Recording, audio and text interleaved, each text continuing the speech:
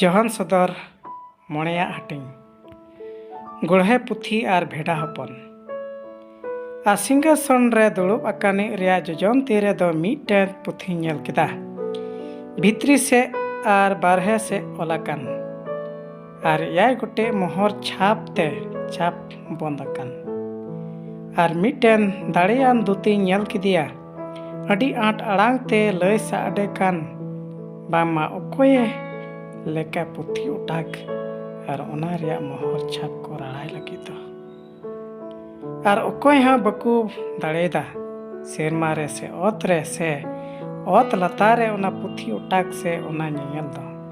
और अडिंग राए ताहेकना ओना पुथी उटाक से ओना नेल ओकोय हाँ लेक बकु नाम लेनते आदर मुरु बिकु मोदरेन मिद हड़े मेतादिया आलम रागा नेल में जिहुदा कोट रेन धचरी कुल दाऊद रिया रेहेद कहले दोय जितवेना ओना पुथी उटाक और ओना रिया एयाय मोहर छाप को राड़ाय लगी और सिंहासन और उनको पुनिया जीवन को तलारे और मुरुबी को तलारे मिदटेन भेड़ा हपन तिंगु कानी नेल केदिया गोज उचुलिनी लेका उनी दो एयाय गोटे ए तेरेंगाना और एयाय गोटे ए मेद आना ओने ओना को दो गोटा धरती तेको कुल उचुकान ईश्वरन एयाय जीव कोगे अरे हे एना और सिंहासन रे दुड़ुब आकानी रिया जोजन ती खन ओना पुथी हताव केदा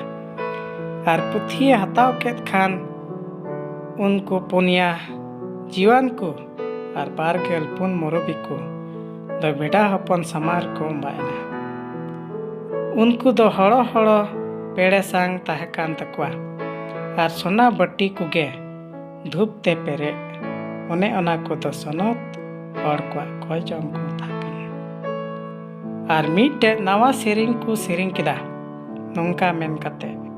लेक कियाम पुथी हताव और ओना रिया मोहर छाप को राड़ाय लगी एनते गद उचुलना और आमा मायाम ते ईश्वरन हड़ेम किरिंग केदिया मिद कूट और फरसी और छत और दिसम रेन को खन और उनको दो आबोरेन ईश्वर लगी मिदटेन राजस्टी और नायके गुम हुई चुके को धरती राज को चलावा और नेल केदा और आयमा दूत को रिया आड़ांगिंग अंजम केदा सिंहासन और उनको जीवन को और मुरुबी को बेढ़ाए थे और उनको लेखा तो उजूत रेन उजूत और हजार के और आठ आड़ांग को मेन केदा लेक कान गियाय गज उचुलेन भेड़ा हपन दो दाड़े और धन और अकिल और जोर और मान और ठनक और सार हाव नाम लगी और मिद के मिद सिरजन ओकोय सेरमा रे और ओत लतार रे और जलापुरी रे मेना को और ओना कोरे मेना को जतो अंजम केत को नोंका रोड़ कान सिंहासन रे दुड़ुब आकानी और बेड़ा हपन रिया के सरहाव और मान और ठनक और दाड़े तो जुग चेतन जुग और उनको पुनिया जीवन को दुको मेन केदा आमेन और उनको मुरुबी को दुको उम्बा कते को सेवा केदा।